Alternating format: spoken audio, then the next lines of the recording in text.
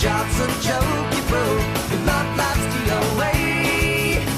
It's like you're always stuck in second gear. When it hasn't been your day, your week, your month, or even your year. But I'll be there for you. When the rain starts to fall, I'll be there for you. Like I've been there before. I'll be there for you. 'Cause you're there for me too.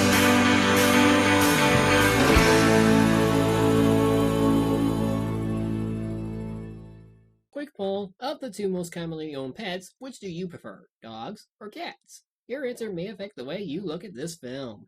Now, it's common for filmmakers to create films that garner to animal lovers, and more often than not, they tend to be about dogs. Now, as a cat person, I tend to lean toward cat-related films, but like with any film, I'll see it if it's good or at least interesting. The same can be said to dog films, but it's not that I don't care for them. I even own a dog in addition to a cat. However, if you really look at it, there certainly are a lot of dog films out there, right?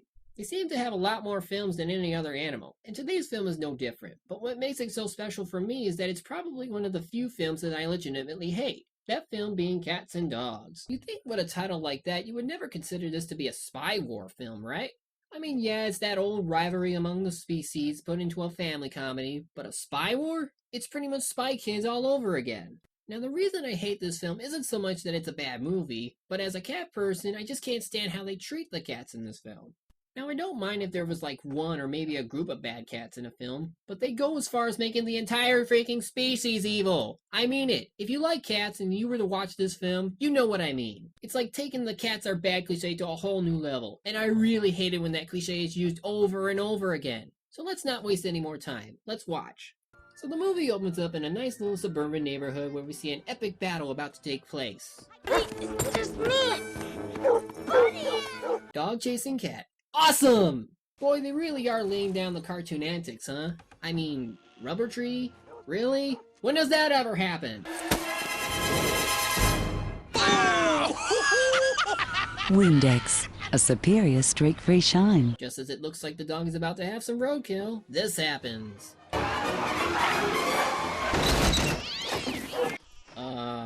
Huh?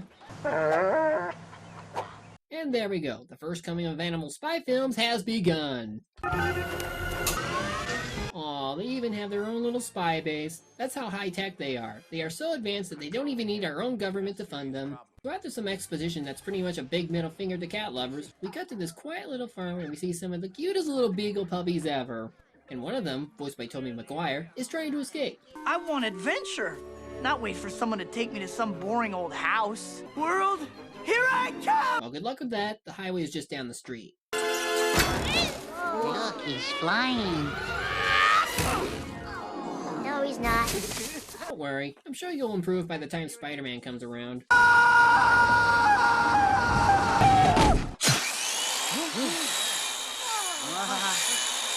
I take it the great cat menace is after puppies now. All right, into the hole! Let's go, let's move it! Top secret operation! Huh. Well, that's odd. I wonder where they take him. To brainwash him? Let's go, ladies! Straight! You want an adventure? Sir, yes, sir! If you are chosen by the Brody woman, you will be briefed upon arrival. Are you ready? Sir, yes, sir! Are they seriously forcing puppies to do the spy work for the adults? They're worse than the cats in this film! Though I wouldn't be surprised if they made the kittens work too. We're then shown to Mrs. Carolyn Brody, played by Elizabeth Perkins, who's here to adopt a cute little puppy dog. Sounded perfect from what you said on the phone. They're so cute. Oh, they've really changed in size and color and breed. And that's the level of stupid you'll be seeing from the human race. Fortunately, Spider Pup is found, and because the missus is only interested in a beagle, she takes him. Not good! He gets taken back home to where we meet the rest of the family, including Scott Brody, who I'm sure is excited as hell to get a new dog after losing the last one. I know. Why don't you name him? Okay, how about loser? Hey, that's the savior of your people. Show some respect. No, I'm not a loser. We'll call you Lou. You're not helping, lady. We're even introduced to Professor Brody, played by the ever-lovable Jeff Goldblum. He's the center of the dog's operations as he's trying to come up with a cure to dog allergies, so much so that he even has his own little lab that he keeps in his basement. Where does he get the funding for this? Response? Huh. Normal. Proboscis viscosity. Not too acid, not too alkaline. I've been trying so hard to hide it, too. Loser. Cat person. Oh, screw you! Oh look, a suspicious bone floating down from the sky. I wonder if it's an explosive. I like your spirit, kid, but do me a favor and stand back. Hey, that's my biscuit. Damn! These cats are homicidal, especially when they get their brand of bombs from Acme.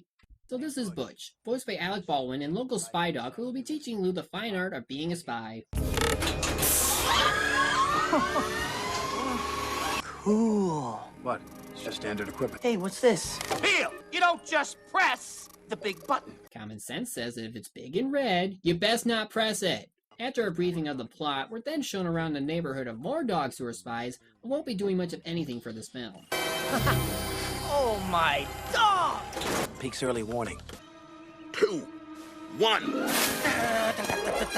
Permission to pet heavily, sir. Granted. Yeah, really helpful. Of course, when Butch finds out Lou isn't a spy dog at all, he takes it well. How could this have happened? It was an accident. He slipped through. There's no time, Butch. The puppy stays. End of discussion. Out. And you'd think with all the dogs in the world, you can't get one spy-trained beagle puppy to replace him? We got to a mansion, complete with cliche lightning strikes, which is home to a comatose old man we won't care much about, as well as the main villain of the film, Mr. Tinkles. Did the puppy fall for my clever trap? You! Tell me! Is the game afoot? And of course, he's the typical white Persian that almost every villain in the world owns. I honestly would have just settled for Mr. Bigglesworth. Look what you did to Mr. Bigglesworth! Well, if there's anything worth mentioning, is that the maid is the funniest thing that happened to the villain. I don't know why, but I think of her as the one to deliver karma. There you are, Mr. Tinkles. You're a stinky kitty. Anyway, we come to my most hated part of the film, the one part that pretty much labels the cats as the most evil species on the planet. A human will read them and tell you that ancient people worshipped cats. They were! They were ruled by them. Some evil cat named Shanak Akuman, he forced them to build pyramids, monuments, generally treated them like they were his litter box. Man's best friend grows up and put them down. Isn't that cute? But it's wrong! Where do I even begin to count the amount of stupid that I have just witnessed? Number 1. Really? You're going with the evil since Egyptian times route? How many times has that been done before? 2. You've pretty much changed the whole animal worship myth into a flat-out lie. I know you guys don't like the cats, but come on! We're not that stupid to even let one cat rule us. 3. This is exactly why I say this film calls the entire cat species evil. They pretty much spelled it out right here. I know this is a family film and I shouldn't be taking this seriously, but come on! Just the very thought of it makes me sick. It's like they're bashing me out just for liking cats, since the writers were probably under the notion that they really are evil. Friggin' cat haters! I don't mind if you hate cats, but when you try to sell a movie out of your crazy fantasies, then something has to be done. I'm sorry, I just gotta take care of something. Be right back. So, you in for writing the sequel? Of course, just leave it to me. Cats and Dogs 2 will be an even bigger hit than the last movie, even without those pesky cat lovers. They think my movie was terrible just because I bashed them, but let me tell you something, wait, who are you? Are you the one who helped write Cats and Dogs? Yeah? Hold still. Wait, what are you? It hurts! Well, that takes care of things. Now, where was I? Oh yeah, 20 minutes in and just had to deal with a stupid origin story. Anyway, we see the professor try out his formula on himself. Ow. Hey, Dad! Want to help me practice for tryouts? Excuse me, son. I gotta find a cure for the chicken pox. Back with Mr. Tinkles, we see how much fun it is to be around the maid. After she leaves, he gets back to scheming. The puppy won't survive the night. Send in the ninjas. You really had to go that far with the ninja cats? While life seems normal for the Brodies, the dogs continue to monitor the situation at hand. I got him. Told him it's covert. Snooping as usual, I see. On my mark! 3, 2, 1, No comment. At any rate, Lou explores the house after getting a hint that something might be going down while the ninja cats do what they can to take out Lou. What up, doggy?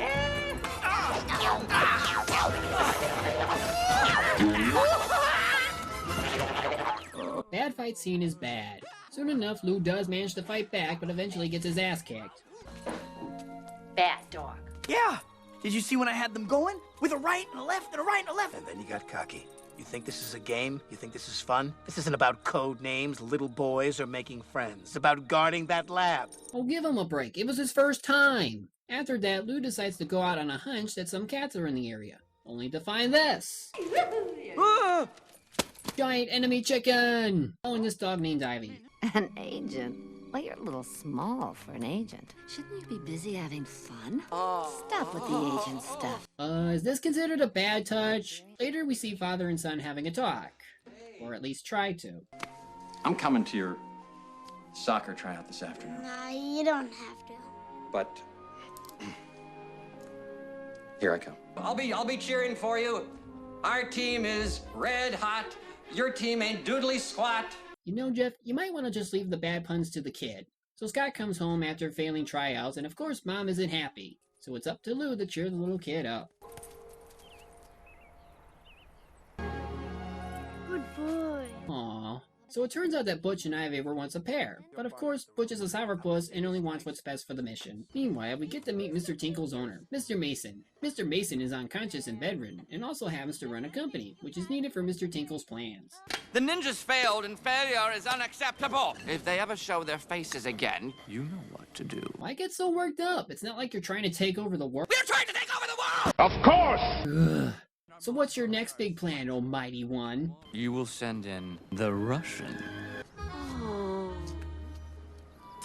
Oh no. The kid. They wouldn't. Water. Not you, Dave. I'll be there. They aren't honestly going to use that. I think not, baby puppy. It is you who is in trouble. Why a kitten? It's bad enough we had puppy spies, but evil kittens? Gotta hate this movie! So he frames Lou in order to get him out of the way so that he can set up a bomb in order to blow up the door. But Butch and Lou are quickly on it. Ah! Oh! Ha! Ha! Missed. So now the kitten is loaded. Where did he get all this stuff? And thus we have yet another lame battle scene.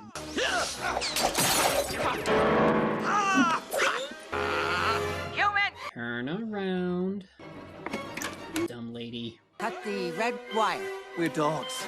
We're colorblind. Okay, how the hell would you know what red is when you've already ignored all our other findings of things? Like history! They defuse the bomb, defeat the kitten, and fix the house just in time before the missus can suspect a thing. Later, they take the kitten in for questioning. I may look cute and cuddly, but inside, granite! Look here. A Christmas tree.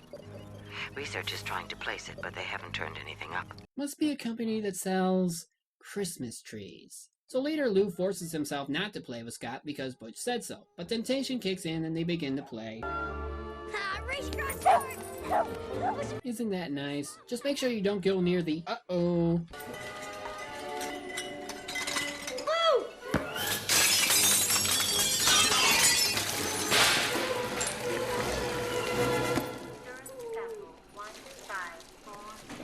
Look what you did. So it looks like the research has all been for naught. Or has it? Pro-reactive. Molecular structure resolved. Allergy formula complete.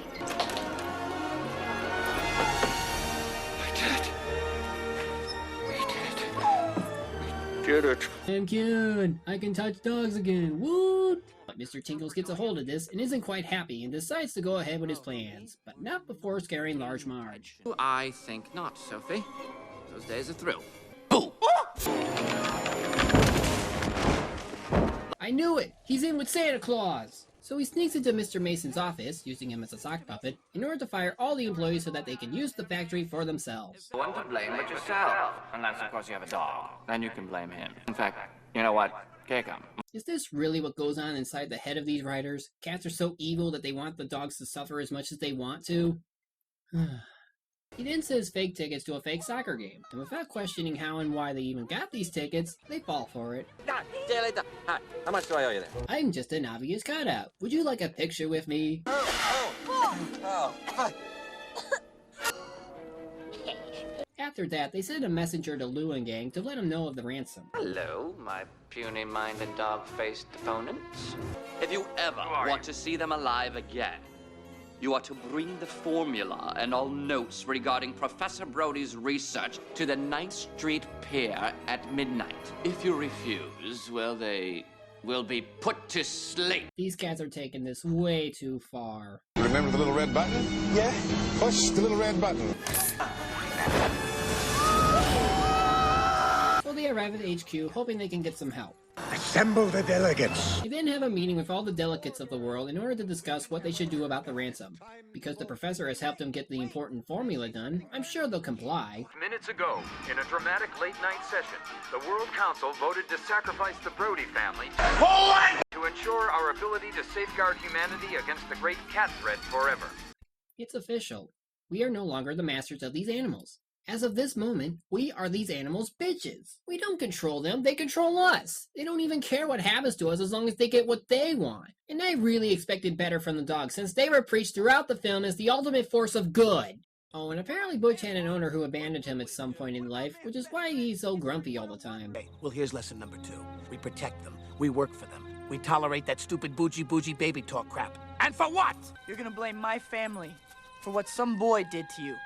Look, kid, I'm sorry it played out like this, but it's over. Well, Lou decides to bring the formula and research down to the meeting place, but of course gets double-crossed. Butch eventually finds them and learns what happened. Thought if I gave them the research, they would let my family go. Then for some reason, Mr. Tinkles calls and spoils the big plan to the dogs. In mere hours, I will reverse it, giving me the power to make all humans allergic to dogs. What? Okay, that plan is just stupid beyond reasoning. First of all, there is medicine that helps with allergies, so even if they do become allergic to dogs, at least we'll have something to tide us over until another cure is made. Second, even if you somehow succeeded in casting the dogs out of our lives, how do you plan to follow up with your world domination scheme? It's not like we can't handle any of your puny little weapons. You know, for evil cats, all I see are complete attention whores. So Ivy comes and suggests that they do some serious work, while we get this somewhat funny moment with Mr. Tinkles.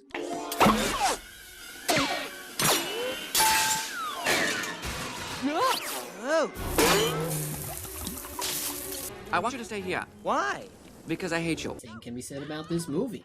Now we get an over-the-top display of power-hungry dictatorship as Mr. Tinkles elaborates his plan in front of a whole crowd in the dumbest of ways. How can he possibly spread the allergy to the world?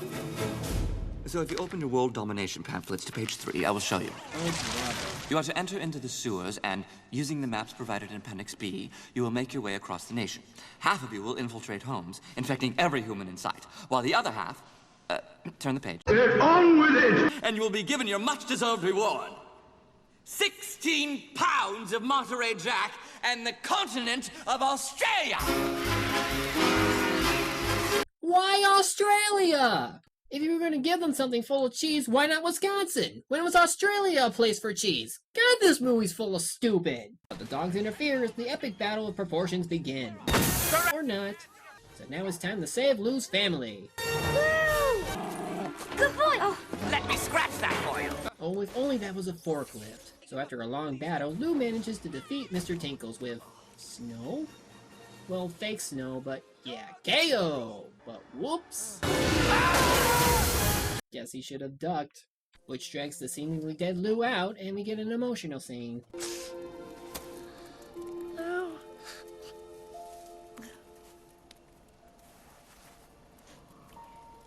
Lou, you're not a loser, Lou.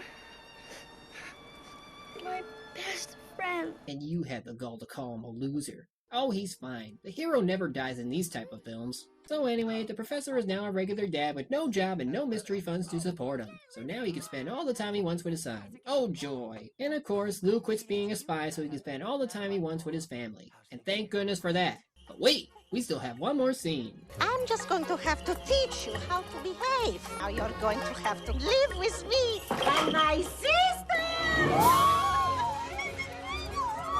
Smell that? That's karma.